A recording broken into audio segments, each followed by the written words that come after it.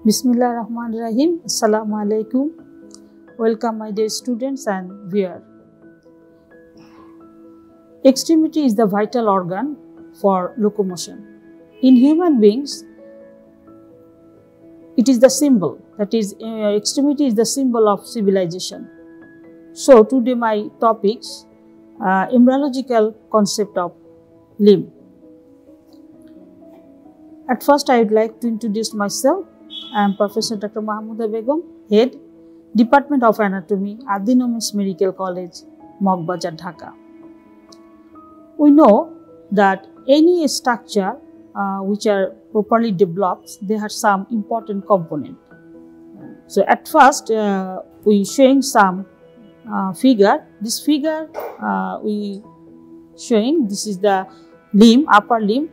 So it consists from outwards to inwards about the skin. After that, below there present the fascia, and below the fascia there present the muscle, the lot of the muscle, and more deep there present the bones, osteology.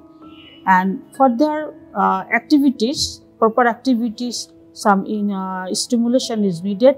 For this reason there must present nerve innervation, and there for nutrition there are also important musculature. So this figure, this is the osteology of the upper limb, and this is the osteology of the lower limbs, and these are action in the different movement. They needed the muscles. These are the muscle of the upper limb, and this is the muscle of the lower limbs. They're showing the activities of our body, and for this reason this stimulation comes, this is the nerve innervation, and also there is a nutrition, the vascular supply is important. So if all a structure is properly developed, so that region is development is normal. Now come to the main points. What are the cells which are responsible for the formation of the limbs? So early limb birth, which contain a complex of the population of the mesenchymal cell, like somatopleuric cell, mesenchymal cell, paraxial mesenchymal cell, ectodermal epithelial cell, and also the neural crest cell.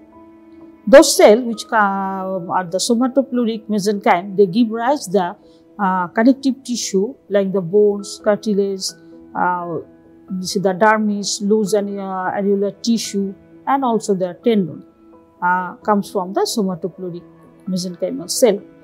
And paraxial mesenchymal cell, which comes from the dorsolateral part of the somite, they gives rise the musculature of the limbs, and also the endothelial part of the vascular system. And also there is a ectodermal epithelium which cover the limb bud, and this is the cuboidal cell. They are responsible for the epidermis of the skin. And neural crest, it is from there the motor, sensory nerve, and the Schwann cell, and all the mesenchymal cell is derived. This figure showing the embryo, it has the three layer from superficial to deep: ectoderm, endoderm, and in middle the mesoderm. The mesoderm, embryonic mesoderm, have the three parts. Most medial is the paraxial mesoderm. This mesoderm is responsible for giving the musculature, and this is the lateral plate mesoderm. These are all there. One part is the somatopleuric part, which is responsible for the formation of the different connective tissue of the limb bud. And also there is a neural crest cell which comes from the ectoderm. It gives rise the motor sensory Schwann cell, and also the melanocyte cell. Now, what is mesenchyme? At the end of the 4th week, cell of the sclerotome and of the somatopleuric mesoderm cell, this is a layer of the cell of the body wall which are become polymorphous and form a loosely woven tissue. This is known as the mesenchyme or embryonic connective tissue. This cell has the characteristics to migrate and to differentiate in the different way, like the fibroblast, chondroblast, osteoblast. Different type of the cell comes from this mesenchyme. Now, what are the events occur during the development of the limbs? First event, the formation of the limb bud. and after that their axis is established of this limb bud, and most important inductor, this is the apical ectodermal ridge is formed, and after that they can initiate. So zone of polarizing activity is occurred, and there is also ectodermal interaction is necessary. Now the limb bud. At the end of the 4th week, there is a limb bud is become visible as the outpocketing from the ventrolateral body wall. This is the limb bud. It comes from the ventrolateral body wall, and this outgrowth is initiated at defined position along the embryonic axis, where the cell become to proliferate, giving rise to local thickening, and which ultimately converted into the limb bud. So this is the limb bud. About the timing about the 4th week, end of the 4th week, and this limb bud,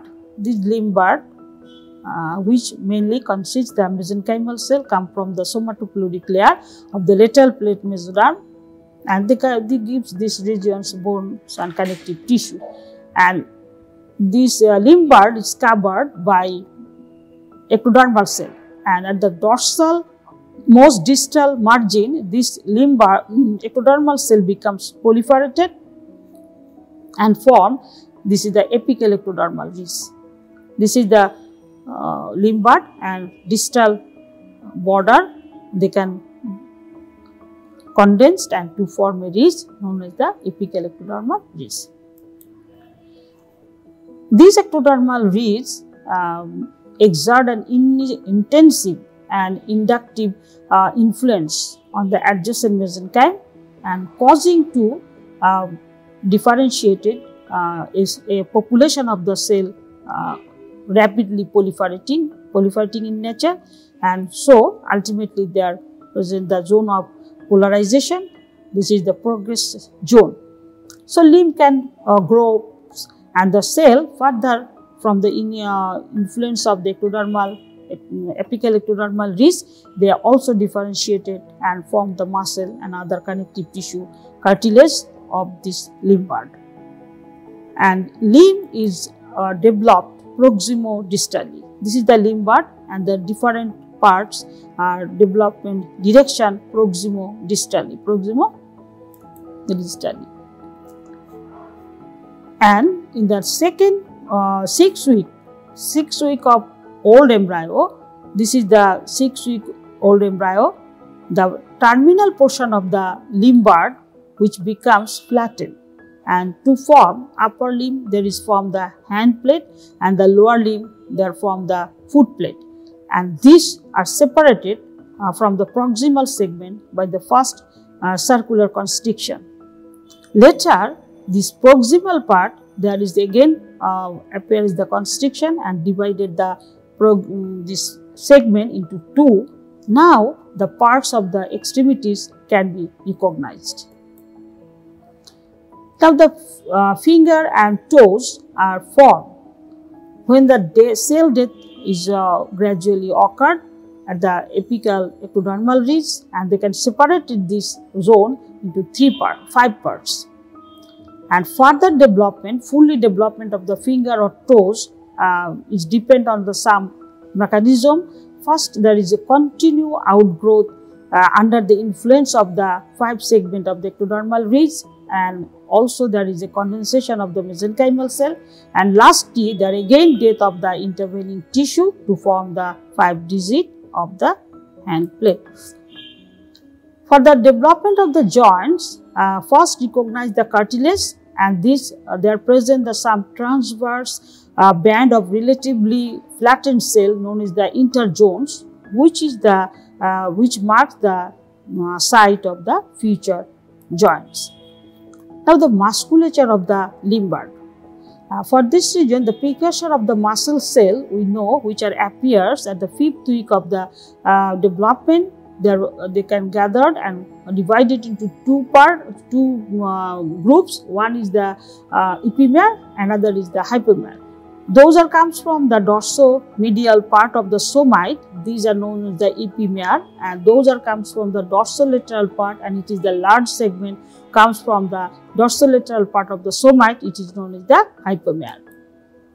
So, musculature of the limb bud, which are first appear at the 7th week of the development at the base of the limb bud, and now they can gradually give their musculature of the limb bud. This figure showing this region is the epimere and this is the limb bud. This comes from the hypomere. There is a muscle. This comes from the somatolateral part of the dorsolateral part of the somite. Now, the development of the nerve innervations. So, for this reason, the spinal cord opposite the part of the limb bud, they are most specialized and gives both the motor and sensory supply of the nerve. And the limb bud, upper limb and lower limb, their position at the level of the spinal cord, the upper limb bud which opposite the lower 5 cervical and upper 2 thoracic segment of the spinal cord, and the lower limb bud which are lies opposite the lower 4 lumbar and upper 2 sacral segment of the spinal cord. As soon as the bud is development, the ventral rami from the opposite spinal nerve can penetrate into the mesenchyme, and the nerve will remain within their segmental muscle throughout their migration. Now, the vasculature of the limb bud. So, first is the arteries. So, early limb bud receive their blood via the intersegmental arteries, which contribute to the primitive capillary plexus. At the tip of the limb bud, there is a terminal plexus which constantly renewed in a distal portion as the limb grow, and later there is a main vessel axial artery developed, and this supplies the limb and the terminal plexus. Now, the venous drainage. At the tip of the early limb bud, there is a terminal plexus which return to the body through the marginal vein, and this marginal vein can run along the preaxial and postaxial border. So, there are two veins first appear, pre and postaxial marginal vein. These are the precursor of the superficial vein of the limbs, and deep vein of the limbs which is in situ alongside the arteries. If all this structure is developed properly, so now the embryo is able to move. So, embryonic movement are the vital for the development of the musculoskeletal system, and this movement can diagnosed at the 7th week of the development in the embryo, and there is also combined movement, not only the limbs, there is a trunk and the head. It is appear about the 12 to 16 weeks of gestation. So, this movement of the embryo and also the fetus which encourage the normal skin growth and their flexibility, and also in addition the progressive maturation of the musculoskeletal system. During the development, upper and lower limb, there is some different situation is occurred.